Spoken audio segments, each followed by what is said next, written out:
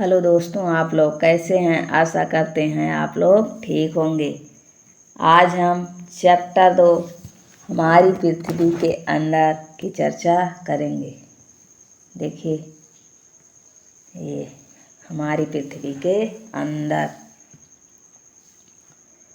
हमारी पृथ्वी एक गतिशील ग्रह है। इसके अंदर एवं बाहर निरंतर परिवर्तन होता रहता है। क्या आपने कभी सोचा है कि पृथ्वी के आंतरिक भाग में क्या है? पृथ्वी किन पदार्थों से बनी है? हमारी पृथ्वी कैसी है? एक गतिशील ग्रह है। किसका चक्कर लगाती है? सूर्य का चक्कर लगाती है। इसके अंदर एवं बाहर निरंतर मतलब हमेशा परिवर्तन होता रहता है।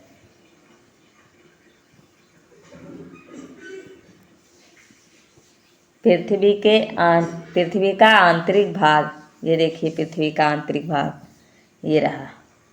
ये देखिए, ये क्या है? आंतरिक क्रोड है, ठीक है। और ये बाहरी क्रोड। और इसके ऊपर वाला जो भाग है हल्का सा, ये देखिए, ये क्या है? क्रोड मैंटल या सीमा, ठीक है। इसको क्या कहते हैं? क्रोड मैंटल। इसका दूसरा नाम सीमा इसे भी कहते हैं, ठीक है। ये मैंटल देखिए, ये। और ये क्या है? ये वाला भाग क्या है? स्थल मंडल है। क्या है? स्थल मंडल। और सबसे ऊपरी भाग क्या है? परपट्टी है। क्या है? परपट्टी है। देखिए, ये क्या है? आंतरिक क्रोड हो गया। और ये बाह्य क्रोड, ठीक है। और ये देखिए हल्का सा, ये कौन सा है? क्रोड मैंटल या सीमा, ठीक है। और सबसे ऊपरी भाग क्या है? स्थल मंडल, ठीक है। क्या है? पृथ्वी का आंतरिक भाग। देखिए, पृथ्वी का आंतरिक भाग। एक प्याज की तरह पृथ्वी भी एक के ऊपर एक संकेंद्री परतों से बनी है। जैसे प्याज बनी रहती है, उसको छीलो तो परत परत निकलती रहती है, वैसे हमारी पृथ्वी भी बनी है। पृथ्वी की सतह की सबसे ऊपरी परत को परपट्टी कहते हैं। सबसे ऊपरी परत को क्या कहते हैं? परपट्टी कहते हैं। सबसे ऊपरी परत को परपट्टी कहते हैं। यह पतली परत होती है। यह महाद्वीपीय सांहत में 35 किलोमीटर एवं समुद्री सतह में 5 किलोमीटर तक है। मतलब महाद्वीप में कितनी है? 35 किलोमीटर। और समुद्री सतहों पर कितनी है? 5 किलोमीटर। महाद्वीपीय सांहत मुख्य रूप से सिलिका एवं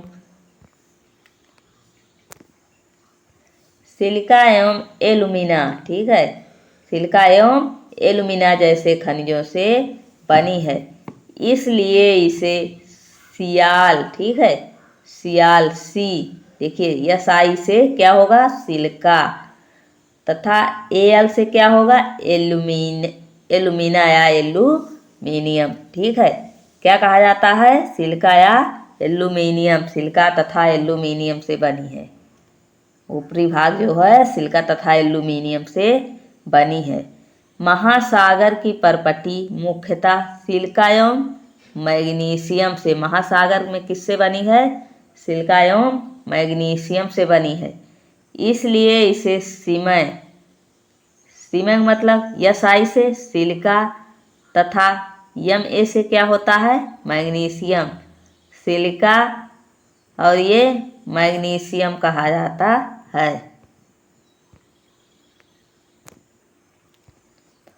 परपट्टी के ठीक नीचे मैंटल होता है। परपट्टी के ठीक नीचे क्या होता है? मैंटल होता है, जो 2900 किलोमीटर की गहराई तक फैला है। कितनी गहराई तक? 2900 किलोमीटर की गहराई तक फैला है। इसकी सबसे आंतरिक परत कौन सी है? क्रोड है। कौन सी है? क्रोड है। ऊपरी क्या है? परपट्टी, वो परपट्टी, फिर मैंटल, फिर क्रोड, ठीक है। वो परपट्टी ऊपरी है, बीच की मैंटल और आंतरिक की सबसे क्रोड है। देखिए, क्या आप जानते हैं? देखिए, विश्व की सबसे गहरी खान दक्षिण अफ्रीका में स्थित है। विश्व की सबसे गहरी खान कहाँ स्थित है? दक्षिण अफ्रीका में स्थित है तथा इसकी गहराई लगभग 4 किलोमीटर है। कितनी है? 4 किलोमीटर है। तेल की खोज में इंजीनियर 6 किलोमीटर गहराई तक खोद चुके हैं। तेल की खोज में जो है इंजीनियर कितने किलोमीटर की गहराई? 6 किलोमीटर की गहराई तक खोद चुके हैं। पृथ्वी के केंद्र तक पहुंचने के लिए जो बिल्कुल असंभव है। ठीक है, पृथ्वी के केंद्र तक पहुंचने के लिए जो बिल्कुल असंभव है, मतलब वहां तक पहुंचना संभव नहीं है। आपको समुद्र की सतह पर 6000 किलोमीटर गहराई तक, कितने किलोमीटर? 6000 किलोमीटर की गहराई तक खोदना होगा। किसकी सतह से? समुद्र की सतह से 6000 किलोमीटर गहराई तक खोदना होगा। ठीक है, ये देख लिए ना पृथ्वी का आंतरिक भाग। एक बार फिर देखिए, ये रही पृथ्वी हमारी। ठीक है, सबसे अंदर वाला भाग ये है आंतरिक क्रोड। ठीक है, फिर उसके ऊपर क्या है? बाह्य क्रोड है। फिर उसके ऊपर क्या है? क्रोड मंडल, जिसे सीमा कहते हैं। ठीक है, ये देखिए, फिर उसके ऊपर क्या है? मंडल है। फिर उसके ऊपर क्या है? स्थल मंडल है। अब ये सबसे ऊपर क्या है? परपटी है। तो सबसे ऊपरी भाग क्या है? परपटी है। भू परपटी कहते हैं जिस पर हम लोग रहते हैं। ठीक है, स्थल मंडल।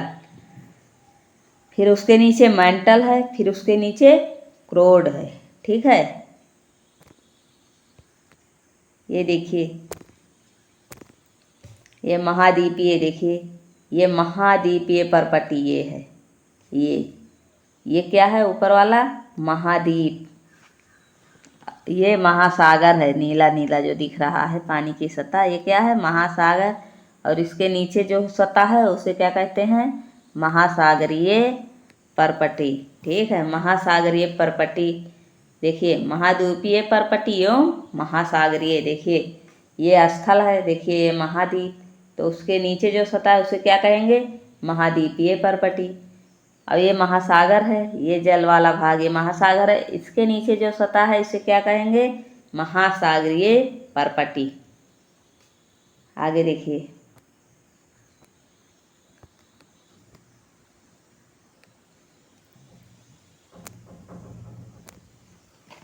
देखिए इसकी त्रिज्या लगभग 3500 किलोमीटर है। यह मुख्यतः निकल एवं लोहे की बनी होती है तथा इसे निफे NI से निकिल, ठीक है, शॉर्ट फॉर्म में इसे क्या कहते हैं? निफे कहते हैं, लेकिन NI का मतलब निकिल, FE का मतलब फेरस कहते हैं। ये केंद्रीय कोड का तापमान एवं दाब काफ़ी उच्च होता है। केंद्रीय कोड का तापमान काफ़ी उच्च होता है। देखिए, ये क्या है? ये 2900 मतलब 3500 किलोमीटर में क्या है? क्रोड है। ये क्रोड की लंबाई बता रही है। ठीक है, शैल एवं खनिज देखिए, पृथ्वी परपटी अनेक प्रकार के शैलों से बनी है। पृथ्वी की परपटी बनाने वाले खनिज पदार्थ के किसी भी प्राकृतिक पिंड को शैल कहते हैं। क्या कहते हैं? शैल। देखिए, पृथ्वी हमारी क्या है? अनेक प्रकार के शैलों से बनी है। पृथ्वी की परपटी बनाने वाले खनिज पदार्थ के किसी भी प्राकृतिक पिंड को शैल कहते हैं। ठीक है, जो प्राकृतिक पिंड हो वो परपटी पर, ठीक है, उसे क्या कहेंगे? पिंड कहते हैं। पिंड को क्या कहेंगे? शैल कहते हैं। शैल विभिन्न रंग, आकार एवं गठन की हो सकती है। शैल अनेक रंगों और मतलब उसका आकार अनेक प्रकार का अलग अलग हो सकता है। मुख्य रूप से शैल 3 प्रकार की होती है। पहला क्या है? आग्नेय। आग्नेय को इंग्लिश में क्या कहेंगे? इग्नियस शैल। ठीक है, आग्नेय इग्नियस शैल। दूसरा क्या है? अवसादी। इंग्लिश में इसे क्या कहते हैं? सेडिमेंट्री। ठीक है, सेडिमेंट्री शैल। तीसरा क्या है, कायांतरित, जिसे मेटामॉर्फिक सेल कहते हैं इंग्लिश में। कभी कभी इंग्लिश वर्जन भी पूछ लिया जाता है। ठीक है, तो सेल कितने प्रकार की होती हैं, 3। एक आग्नेय सेल, दूसरा अवसादी या सेडिमेंट्री सेल, तीसरा कायांतरित या मेटामॉर्फिक सेल। देखिए, द्रवित मैग्मा ठंडा होकर ठोस हो जाता है। ठीक है, द्रवित मैग्मा ठंडा होकर ठोस हो जाता है। इस प्रकार बने सेल को आग्नेय सेल कहते हैं।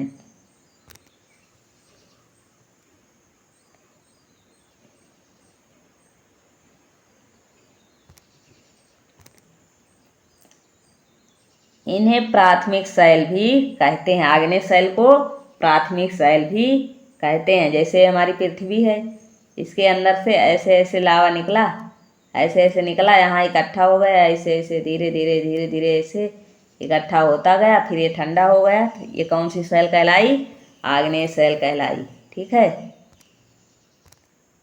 आगे देखिए, तो द्रवित मैग्मा ठंडा होकर ठोस हो जाता है। इस प्रकार बने सेल को आग्नेय सेल कहते हैं।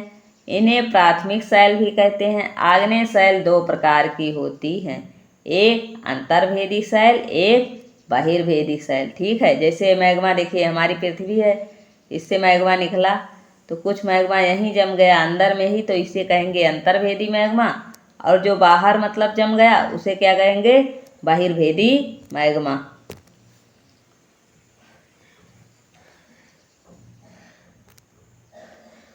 क्या आप ज्वालामुखी से निकलने वाले लावा की कल्पना कर सकते हैं।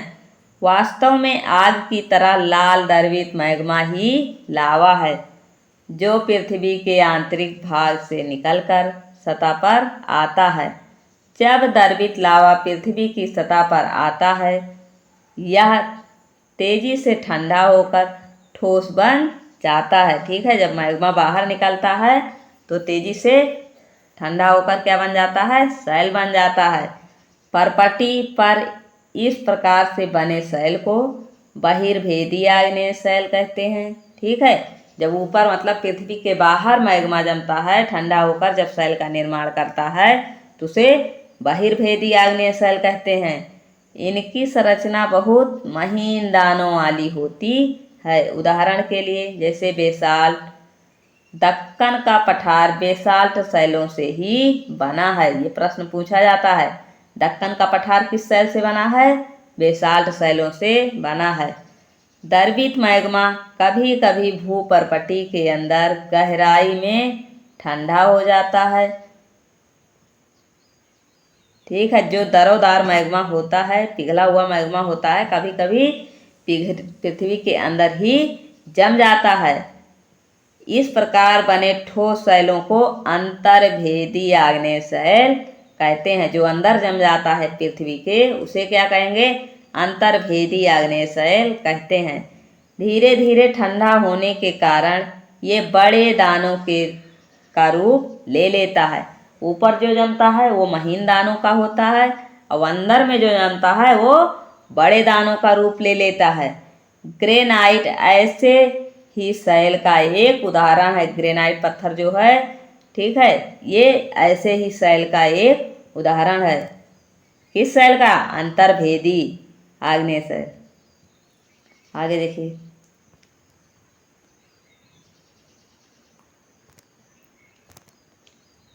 लेई मसालों तथा दानों का चूर्ण बनाने के लिए जिन अपघर्षण पत्थरों का उपयोग होता है, वह ग्रेनाइट के बने होते हैं। लेई या मसाला तथा दानों का चूर्ण बनाने के लिए जिन अपघर्षण पत्थरों का प्रयोग या उपयोग होता है, उसे वो किसके बने होते हैं, ग्रेनाइट के बने होते हैं।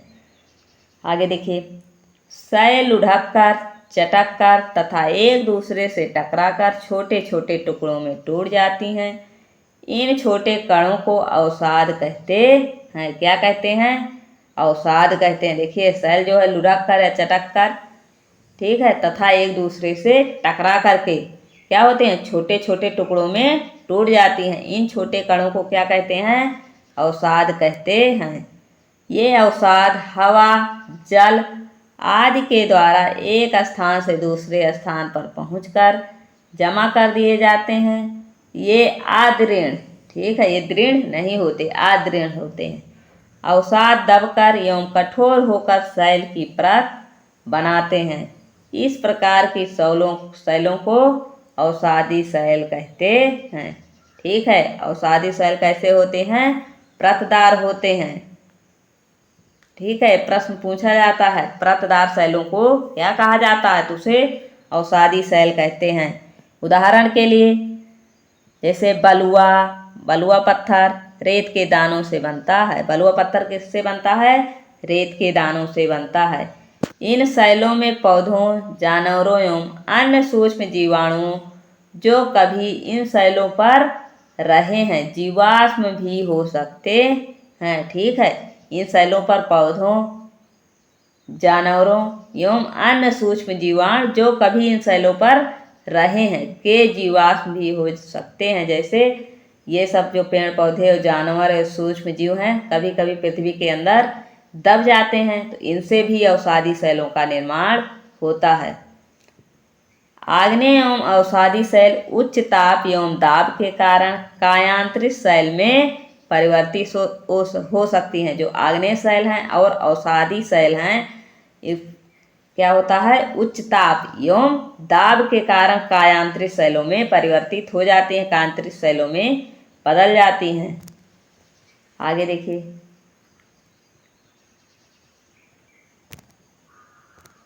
आग्नेय शैल एवं अवसादी शैल उच्च ताप एवं दाब के कारण कायांतरित शैलों में परिवर्तित हो जाते हैं। किसमें? कायांतरित शैलों में। उदाहरण के लिए चिकनी मिट्टी स्लेट में, ठीक है, चिकनी मिट्टी किसमें? स्लेट में।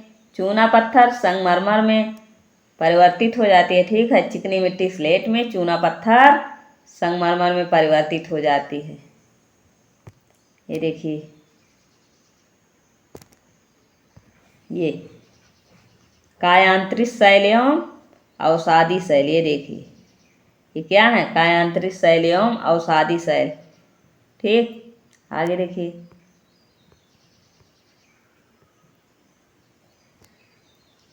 ये देखिए इंपॉर्टेंट पॉइंट ये सब है।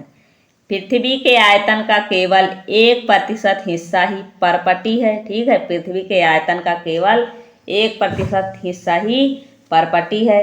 84% मेंटल एवं 15% हिस्सा क्रोड है। 84% क्या है? मेंटल है। 15% हिस्सा क्रोड है।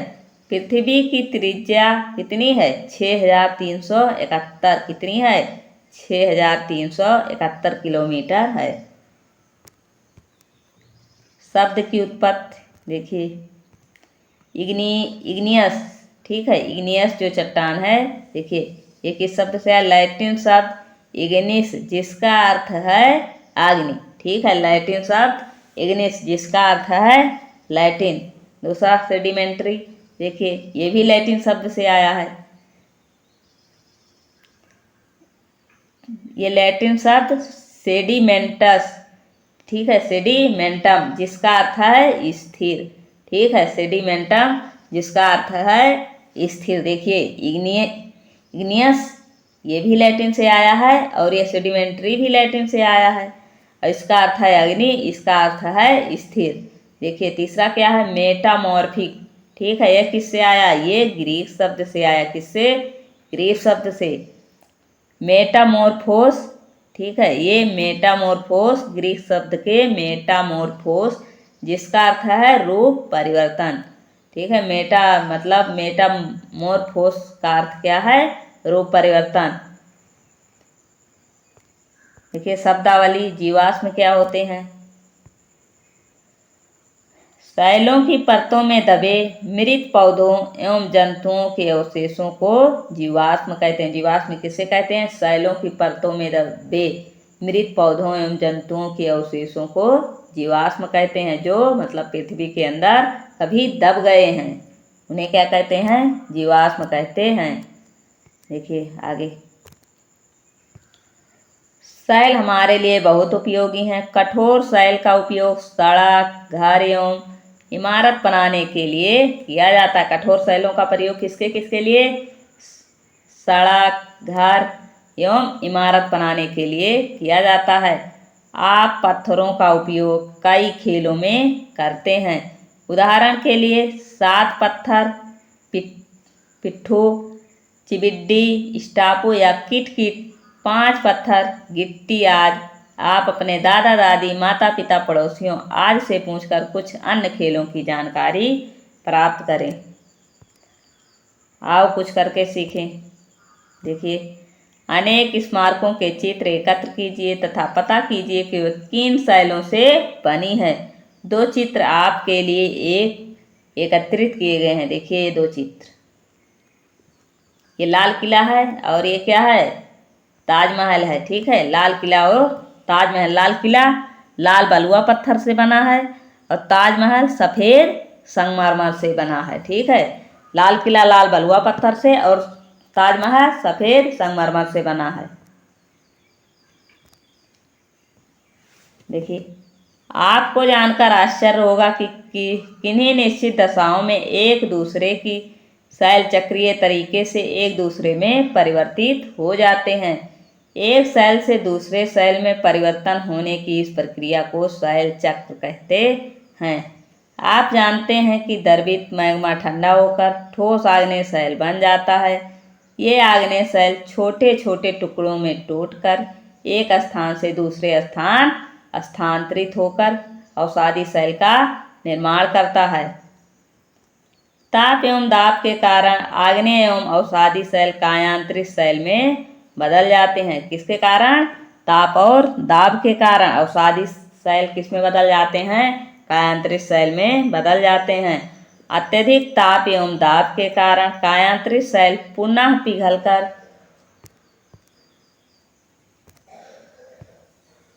पिघलकर द्रवित मैग्मा बन जाती है। यह द्रवित मैग्मा पुनः ठंडा होकर ठोस आग्नेय शैल में परिवर्तित हो जाता है। देखिए शैल चक्र, चलो देखते हैं।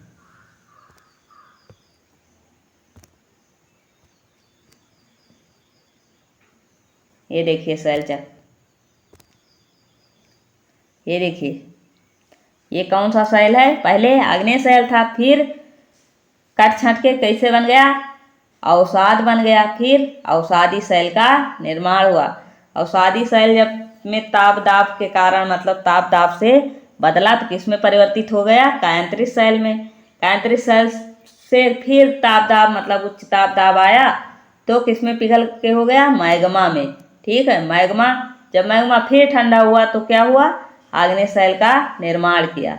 ऐसे ऐसे ऐसे चक्र हमेशा चलता रहा। इसे क्या कहते हैं? शैल चक्र। आगे देखिए,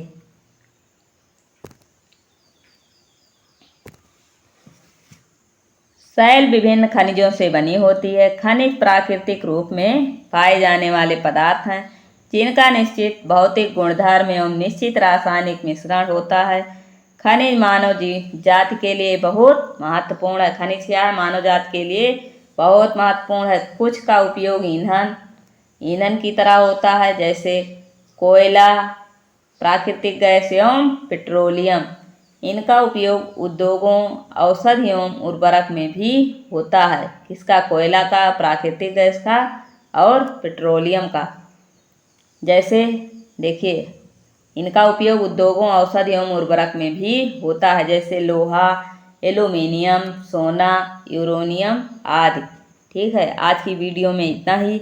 अगली वीडियो में हम इसके अभ्यास प्रश्नों की चर्चा करेंगे। अगर वीडियो पसंद आई है तो चैनल को सब्सक्राइब करें, वीडियो को लाइक करें। अगर कोई सुझाव है तो कमेंट